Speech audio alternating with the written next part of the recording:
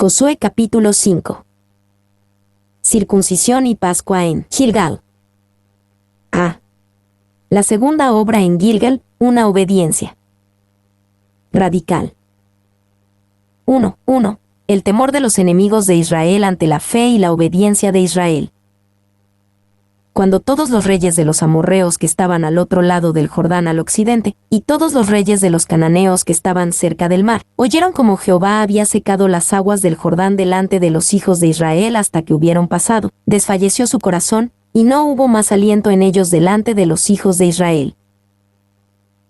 Desfalleció su corazón, y no hubo más aliento en ellos delante de los hijos de Israel. Gran cosa es que se derritan los corazones si se derriten en arrepentimiento.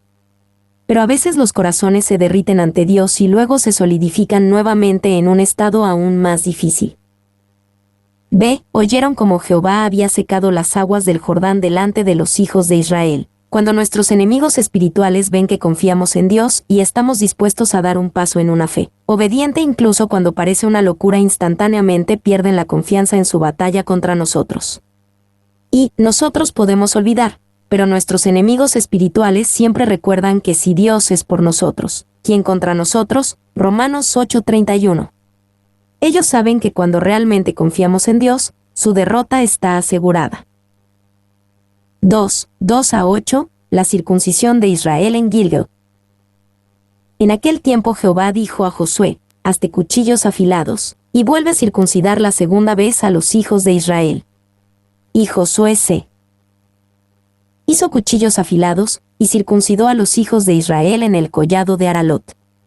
Esta es la causa por la cual Josué los circuncidó: todo el pueblo que había salido de Egipto, los varones, todos los hombres de guerra, habían muerto en el desierto, por el camino, después que salieron de Egipto. Pues todos los del pueblo que habían salido, estaban circuncidados, mas todo el pueblo que había nacido en el desierto, por el camino, después que hubieron salido de Egipto, no estaba circuncidado. Porque los hijos de Israel anduvieron por el desierto 40 años, hasta que todos los hombres de guerra que habían salido de Egipto fueron consumidos, por cuanto no obedecieron a la voz de Jehová, por lo cual Jehová les juró que no les dejaría ver la tierra de la cual Jehová había jurado a sus padres que nos la daría, tierra que fluye leche y miel. A los hijos de ellos, que él había hecho suceder en su lugar, Josué los circuncidó, pues eran incircuncisos, porque no habían sido circuncidados por el camino. Y. Cuando acabaron de circuncidar a toda la gente, se quedaron en el mismo lugar en el campamento, hasta que sanaron. Hazte cuchillos afilados, y vuelve a circuncidar la segunda vez a los hijos de Israel. Aparentemente, durante los 40 años de espera en el desierto, ninguno de los hijos nacidos durante ese tiempo había sido circuncidado. Ahora Dios ordena que se haga esto.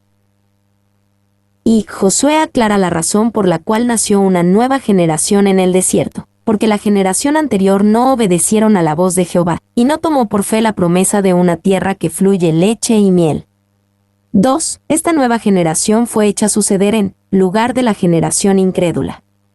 La obra de Dios continuaría, pero el pueblo de Dios que tuvo incredulidad no participaría en ella. B. Josué los circuncidó. La circuncisión siempre fue un poderoso acto de consagración a Dios. En él, un israelita decía: no soy como las otras naciones. Escucho a Dios y hago lo que Él dice que debo hacer. Era dar un paso adelante en fiel obediencia e identificarse a sí mismo como uno del pueblo del Señor. Era renunciar a la carne y al mundo. Era morir a uno mismo y vivir para Dios. C. Se quedaron en el mismo lugar en el campamento, hasta que sanaron. Obviamente, esto era suicida desde un punto de vista militar. Todos los hombres en edad de luchar se volvieron completamente vulnerables e incapaces de luchar durante un periodo de varios días, hasta que sanaron. Y Génesis 34, 24-25 describe cómo Simeón y Leví mataron a todos los hombres en una ciudad después de engañarlos para que se circuncidaran. Si bien los hombres no pudieron luchar adecuadamente, fueron masacrados en represalia, porque el príncipe de esa ciudad había violado a Dina, la hermana de Simeón y Leví. Este podría haber sido el destino de Israel aquí en Josué 5. D.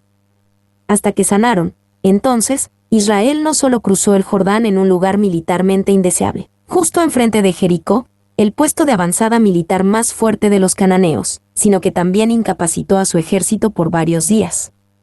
Hicieron esto porque confiaban en Dios y sus instrucciones, en lugar de en su propia sabiduría. Y fueron puestos en un lugar donde no podían confiar en nada más que en Dios, un lugar difícil, pero un buen lugar. 2. Dios solo les pidió esto después de que mostró su grandeza al cruzar el río Jordán. Cuando recordamos todas las cosas que el poder de Dios ha hecho en nuestras vidas, estamos dispuestos a confiar en Él en obediencia radical. 3. 9. El efecto: Dios quita su oprobio. Y Jehová dijo a Josué: Hoy he quitado de vosotros el oprobio de Egipto, por lo cual el nombre de aquel lugar fue llamado Gilgal hasta hoy. Hoy he quitado de vosotros el oprobio de Egipto. Este oprobio era su vergüenza de Egipto, la vergüenza de su degradante esclavitud. Y el oprobio fue quitado por su confianza radical y obediencia a Dios, al tomar la acción específica que Él les dijo que hicieran. B. Por lo cual el nombre de aquel lugar fue llamado Gilgal. Dios llamó a Israel a un lugar donde se vieron a sí mismos como lo que eran en Él. Por fe, pudieron verse a sí mismos como un pueblo obediente y confiado, y dejar de verse a sí mismos como si estuvieran en su esclavitud y servidumbre. Y, por supuesto, esta es la misma obra que Dios quiere hacer en nosotros: quitar la deshonra y la vergüenza de nuestro pecado y rebelión anteriores, y que nos veamos a nosotros mismos como quienes somos en Jesús. D. La tercera obra en Gilgal, una redención recordada. 1. 10 a 11, se celebra la Pascua, rememoran la redención de Egipto. Y los hijos de Israel acamparon en Gilgal, y celebraron la Pascua a los 14 días del mes, por la tarde, en los llanos de Jericó. Al otro día de la Pascua comieron del fruto de la tierra, los panes sin levadura, y en el mismo día espigas nuevas tostadas. Y celebraron la Pascua. La Pascua original en sí misma nunca podría repetirse, pero había poder en su recuerdo. Debían vivir siempre recordando que eran un pueblo liberado y debían recordar la obra de liberación de Dios. B. Al otro día de la Pascua. De la misma manera, debemos recordar constantemente nuestra redención en el Calvario y vivir nuestras vidas a la sombra de la cruz. 2. 12. Una nueva fuente de provisión. Dios detiene el maná. Y el maná cesó el día siguiente, desde que comenzaron a comer del fruto de la tierra. Y los hijos de Israel nunca más tuvieron maná, sino que comieron de los frutos de la tierra de Canaán aquel año. Y el maná cesó el día siguiente, desde que comenzaron a comer del fruto de la tierra. Cuando el pueblo pudo abastecerse de los ricos productos de Canaán, Dios detuvo el maná. No quería que se volvieran perezosos, sino que entraran en una nueva sociedad de confianza con Él. Y tuvieron que confiar en que Dios les llevaría el maná todos los días, pero también tenían que confiar en que Él los proveería por otros medios. B. Comieron de los frutos de la tierra de Canaán aquel año. Dios siempre provee, pero Él es perfectamente libre de cambiar la fuente de su provisión de vez en cuando. Necesitamos confiar en Él, no en su forma de provisión, o tropezaremos cuando eso cambie. Y la ciudad de Gilgal se convirtió en una cabeza de playa y un campamento para Israel en su conquista de Canaán. Regresaron allí después de la batalla e hicieron memoria, encontrando fuerza en el recuerdo del memorial, su obediencia y su redención. 2. Es bueno tener un lugar como Gilgal en nuestras vidas. Este es un lugar donde llegamos por primera vez a las promesas de Dios, un lugar conmemorativo, un lugar de obediencia y redención. 3. 13 a 15, Josué se reúne con el príncipe del ejército de Jehová. Estando Josué cerca de Jericó, alzó sus ojos y vio un varón que estaba delante de él, el cual tenía una espada desenvainada en su mano. Y Josué, yendo hacia él, le dijo: ¿Eres de los nuestros o de nuestros enemigos? Él respondió: No, mas como príncipe del ejército de Jehová he venido ahora. Entonces Josué, postrándose sobre su rostro en tierra, le adoró, y le dijo: ¿Qué dice mi señor a su siervo? Y el príncipe del ejército de Jehová respondió a Josué: Quita el calzado de tus pies, porque el lugar donde estás es santo. y Josué así lo hizo. A un varón que estaba delante de él, el cual tenía una espada desenvainada en su mano. Josué se acerca valientemente a este hombre misterioso con una espada desenvainada. Como pastor del pueblo de Dios, tiene la responsabilidad de ver si este hombre es un amigo o un enemigo. B. ¿Eres de los nuestros o de nuestros enemigos? Esta era una pregunta lógica para este hombre impresionante. La respuesta del hombre fue curiosa, casi esquiva.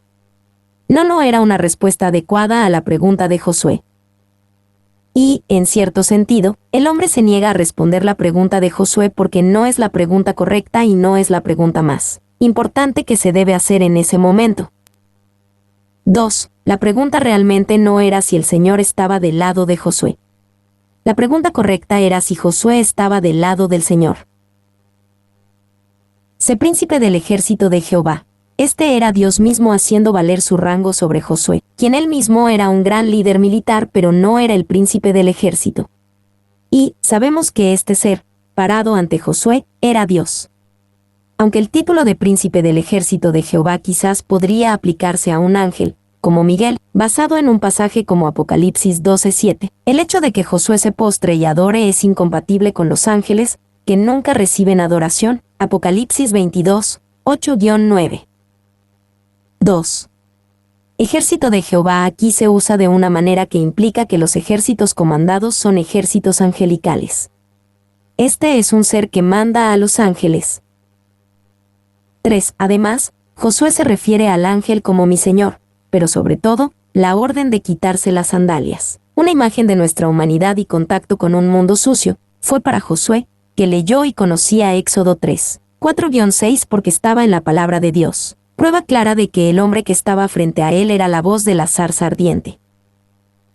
4. La idea de Jesús, la segunda persona de la Trinidad, apareciendo como hombre antes de Belén es provocativa, pero lógica.